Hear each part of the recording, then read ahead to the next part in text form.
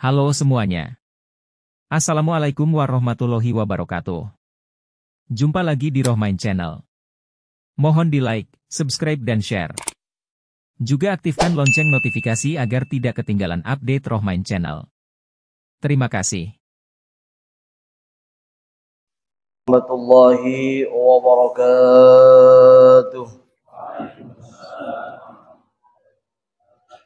برضا الله بشفاعة رسول الله إلى حضرة سيدنا محمد صلى الله عليه وسلم وعلى آله وأزواجه وذريته وآل بيته الكرام إلى حضرة خصوصا نبيه عليه السلام إلى حضرة سلطان الأولياء سيد الشيخ عبد القادر الجيلاني إلى حضرة الشيخ محمد السمن المدني السماني لحضرة خصوصا الشيخ محمد دواوي بن عمر الجوي البنتاني لحضرة الشيخ أحمد بن حجر الأسقلاني لحضرة الشيخ هجي هاشم أشعري لحضرة هجي مشهد علي لحضرة هجي إسحاق لطيف لحضرة الشيخ هجي عبد الله حسبوغ لحضرة الشيخ هجي محمد خالد بن كلن لحضرة الشيخ هجي عبد الحميد حضرة جميع الأنبياء والمرسلين وإلى الملائكة المقربين لحضرة جميع الأولياء والعلماء والفقهاء والصالحين لهم الفاتحة. بسم الله الرحمن الرحيم الحمد لله رب العالمين الرحمن الرحيم مالك يوم الدين إياك نعبد وإياك نستعين اهدنا الصراط المستقيم صراط الذين أنعمت عليهم غير المغضوب عليهم ولا الضالين.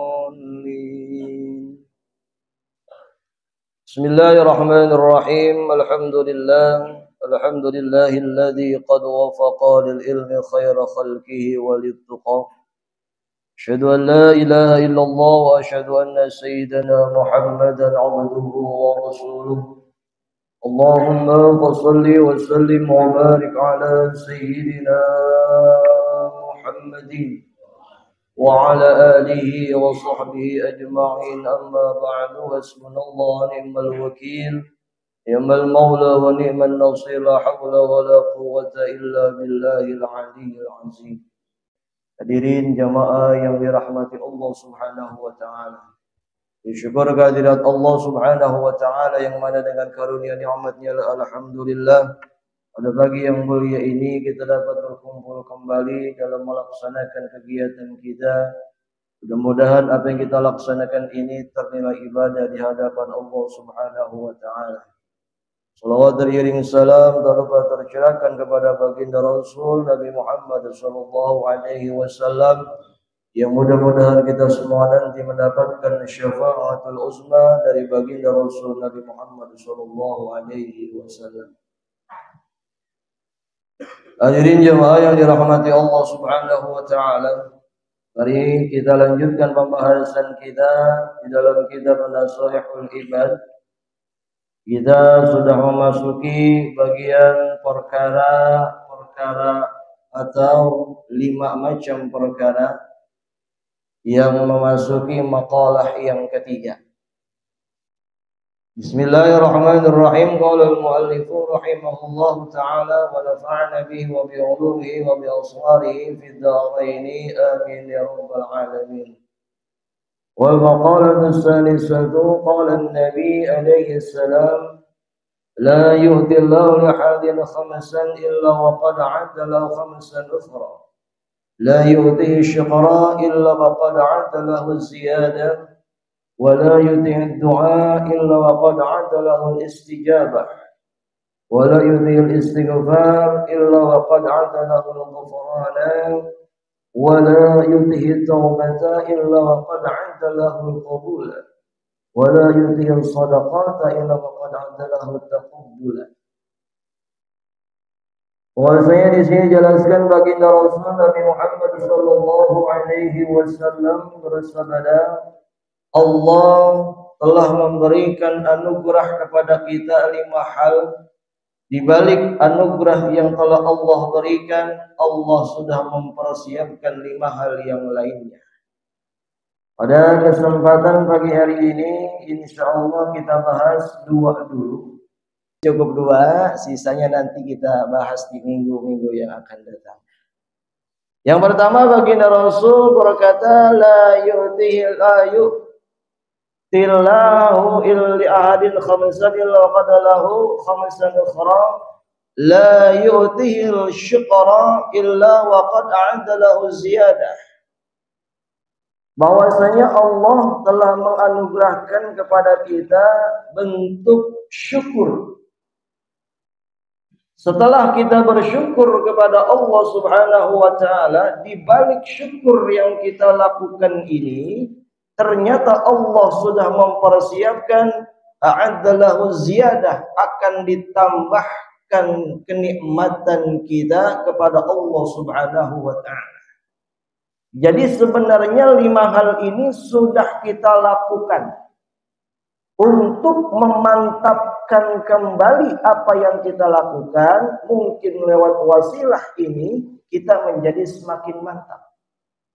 Terkait syukur ini, di pertemuan yang lalu di Musholla BPC, guru kita Al-Mukarram Al-Ustaz Dr. Andes Haji Muhammad Amin, beliau sudah menjelaskan 4 komponen cara kita bersyukur kepada Allah. Sebagaimana yang memang dijelaskan dalam kitab Ihya Ulumuddin karangan Al-Imam Ahmad bin Muhammad Al-Ghazali, beliau mengatakan tuh kemarin kita bahas. Yang pertama, syukur kita dengan hati. Yang kedua, syukur kita dengan lisan. Yang ketiga, syukur kita dengan tindakan dan perbuatan-perbuatan kita. Keempat, merawat kenikmatan yang telah Allah berikan. Jadi udah nggak kita bahas lagi, cukup. Kalau emang lupa, buka YouTube-nya, gitu ya Pak. YouTube-nya ada, buka kembali 4 komponen untuk membuktikan rasa syukur kita atas nikmat yang telah Allah berikan. Di sini dikatakan ala tilka ni'mati qala Allah taala la in syakartum la azidannakum. Jadi kalau kita bersyukur atas nikmat yang telah Allah berikan, bahwasanya di balik syukur itu Allah sudah mempersiapkan akan ditambah lagi kenikmatan kita oleh Allah Subhanahu wa taala. Jadi Pak, jamaah yang dirahmati Allah Subhanahu wa taala, kita tidak usah ragu-ragu lagi. Sedikit banyak nikmat anugerah yang Allah berikan kepada kita, kita bersyukur, kita yakin itu akan dibalas oleh Allah berlipat ganda dan ditambahkan lagi kenikmatan-kenikmatan yang Allah berikan kepada kita. Karena itu memang sudah janjinya Allah Subhanahu wa taala. Janjinya Allah tidak akan ingkar, beda dengan janji kita sebagai manusia. Allah tidak pernah mengingkari janjinya dan Allah tidak pernah mendustakan apa yang memang sudah Allah ucapkan dan janjikan kepada hamba. Itu yang pertama. Yang kedua, wala yutihi du'a illa wa qad adalahul istijabah. Bahwasanya Allah Subhanahu wa taala menganugerahkan kita sebagai manusia, dianjurkan kita untuk berdoa. Di balik doa yang kita panjatkan kepada Allah, ternyata Allah sudah menyiapkan kepada kita a'addalahul istijabah, mempersiapkan bahwasanya doa kita pasti akan diijabah, dikabulkan oleh Allah Subhanahu wa taala. Itu janji Allah. Terkadang kita sebagai manusia, kita doa nih, kita minta udah bolak-balik kita mohon, sampai kita kadang suuzon nama Allah. Lah katanya doa ini diijabah sama Allah. Ini udah minta bolak-balik, kagak dikabul-kabulin nama Allah Subhanahu wa taala. Hadirin jamaah yang dirahmati Allah Subhanahu wa taala. Doa yang kita panjatkan itu pasti akan dikabulkan oleh Allah Subhanahu wa taala. Ud'uni astajib lakum.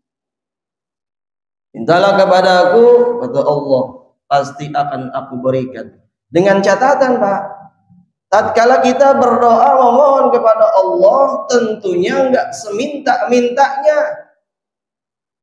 Kan diajarkan oleh ulama-ulama kita, Imam Ghazali pun mengatakan ada beberapa adab-adab tatkala kita berdoa. Yang pertama kita beristighfar, yang kedua kita memuji Allah, yang ketiga kita membaca sholawat, yang keempat tatkala kita minta kepada Allah dengan penuh rasa khusyuk.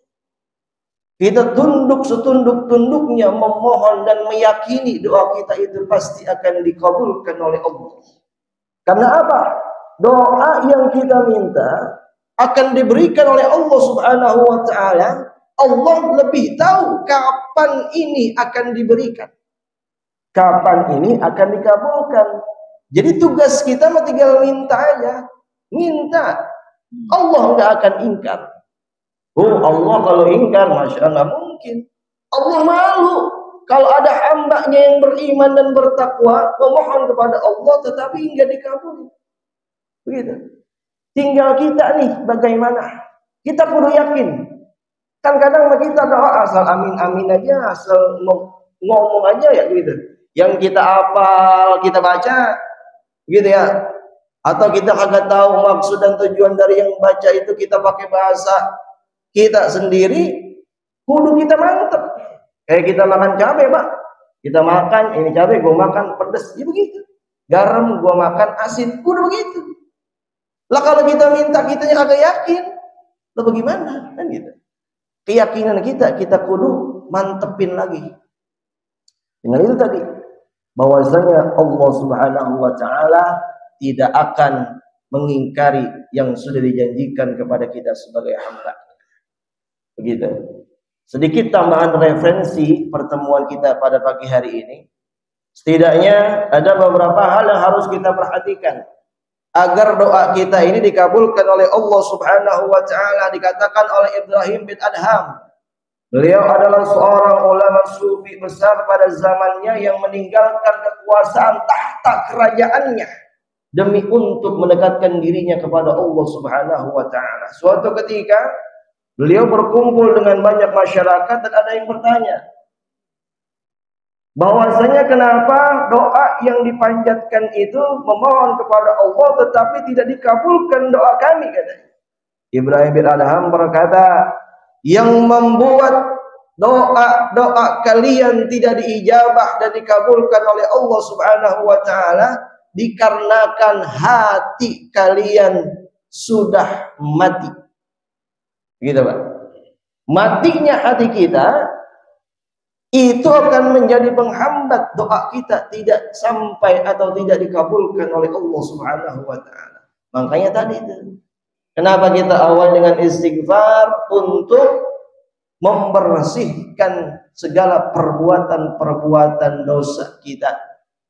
Nanti istighfar ada khusus pembahasannya di bagian yang ketiga. Dan beliau mengatakan yang pertama, za'amtum annakum tuhibbunallah. Yang pertama, araftumullah falam ta'udhu huquqahu. Kamu mengenal Allah tetapi kamu tidak tunaikan hak-haknya Allah. Hadirin jamaah yang dirahmati Allah Subhanahu wa taala. Yang membuat hati kita menjadi mati ini, yang pertama kita mengenal Allah tetapi kita tidak menjalankan hak-haknya Allah. Dalam artian, ya kita terkadang masih berani atau lalai untuk melaksanakan perintah Allah, baik sholat kita dan ibadah-ibadah yang lainnya. Bahkan kita masih terkadang berani untuk memperlihatkan kita berbuat maksiat kepada Allah. Padahal adab kita kepada Allah, jangan sampai Allah melihat kita berbuat dosa dan berbuat maksiat. Dengan begitu, insya Allah ini hati kita akan terus mendapatkan cahaya keimanan dari Allah Subhanahu wa taala dan doa-doa kita akan lekas dikabulkan oleh Allah Subhanahu wa taala. Yang kedua, beliau mengatakan za'amtum annakum tuhibbuna Rasulullah sallallahu alaihi wasallam wa taraktum sunnatah. Kamu mengaku bahwa kamu cinta kepada baginda Rasul Nabi Muhammad sallallahu alaihi wasallam, tetapi kamu tinggalkan sunnahnya. Hadirin jemaah yang dirahmati Allah Subhanahu wa taala. Ya, kita kadang ngaku cinta sama baginda Rasul, cinta. Peduli kita sama kehidupan sosial yang ada di sekitar kita. Pedulikah kita terhadap anak-anak yatim yang ada di sekitar kita? Pedulikah kita sama orang-orang miskin, orang fakir, para janda tua tapi Pak. Ya, tua, ingat. Tua. Masalahnya kemarin di Musyola Istiqomah ada yang nanya, Pak. Di sini anak yatim ada berapa? Saya bilang untuk RW 2, RW 8 Gandul Utara yatim ada 114. Saya kata begitu. Jawabannya apa? Luar biasa. Berarti di sini janda banyak begitu. Saya tawarin, saya ada list nih, kontaknya kagak mau. Gitu. Ya ingat, yang kita perhatikan janda tua. Gitu, Pak. Jangan yang muda doang diurusin. Gitu saja, Ki. Ya, gitu. Jangan kita ngomong sunnah Rasul. Malam Jumat doang dibilang sunnah Rasul, baik-baik, Pak. Gitu. Sunnah yang lainnya kita perhatiin. Kalau kita tidak mengaku cinta doang, tapi kita tidak menjalankan sunnah baginda Rasul, ada nanti pembahasan kita ini, kita dikatakan orang yang berdusta kepada Allah dan kepada baginda Rasul Nabi Muhammad SAW. Karena apa? Karena cinta butuh yang namanya pembuktian, cinta butuh yang namanya pengorbanan dan lain sebagainya. Hadirin jamaah yang dirahmati Allah Subhanahu wa taala. Itu yang kedua. Dan yang ketiga, akaltum ni'amallahi falam ta'udu syukraha. Kamu telah makan dan menikmati nikmat-nikmat Allah, tetapi kamu tidak tunaikan syukurnya. Tadi di awal udah kita bahas. Kita kudu bersyukur kepada Allah. Dengan syukur kita akan ditambah lagi nikmat-nikmat yang lainnya. Pun dengan rasa syukur kita, dengan hati, lisan, perbuatan, merawat kenikmatan yang ada, itu menjadi wasilah hati kita ini tidak mati. Masya Allah, Pak, kalau hati sudah mati, dikhawatirkan akan terasa kosong ini diri kita. Beberapa hari yang lalu saya ada tamu, jauh dah, nangis di depan saya, ngobrol, ngapa emang ya Bang? Dia ngomong, udah 2 tahun ini saat rasanya diri ini kosong banget. Rasanya ini mau ibadah aja susah, beda dengan 2 tahun sebelumnya. 2 tahun ke depan ini yang dia rasakan luar biasa. Akhirnya apa? Setelah kita ngobrol panjang, ada satu yang dapat kita ambil hikmahnya. Dia sedang diberikan berbagai macam nikmat oleh Allah. Di antaranya nikmat karunia harta benda yang memang sedang Allah kasih banyak buat dia, cukup bahkan lebih. Tetapi dia lupa. Dia tidak bersyukur malah dengan harta yang telah Allah berikan sebagai ujian buat dia. Ingat Pak, ujian bukan berupa musibah aja. Senang pun diberikan kesenangan oleh Allah, itu ujian buat kita. Lupa dia, Insya Allah, yang akhirnya pertemuan pada malam hari itu dia beriktikad untuk kembali menjadi orang yang sekiranya memang benar-benar mencari ridho Allah Subhanahu wa taala. Hadirin jamaah yang dirahmati Allah Subhanahu wa taala. Udah 15 menit lewat 2 detik. Jadi kita lanjutkan nanti insyaallah di pertemuan yang akan datang. Nanti akan ditambah lebih mendalam oleh guru kita Al-Mukarram Ustaz Haji Muhammad Shadiq. Beliau juga kan habis pulang haji, belum 40 hari. Jadi omongan beliau, doa beliau masih dengar banget sama Allah Subhanahu wa taala. Wallahu a'lam bishawab. Wassalamualaikum warahmatullahi wabarakatuh. Demikianlah, semoga bisa memberikan informasi yang bermanfaat buat semuanya. Dan jangan lupa di like, subscribe dan share. Aktifkan juga lonceng notifikasi agar dapat menerima update Rohmain Channel.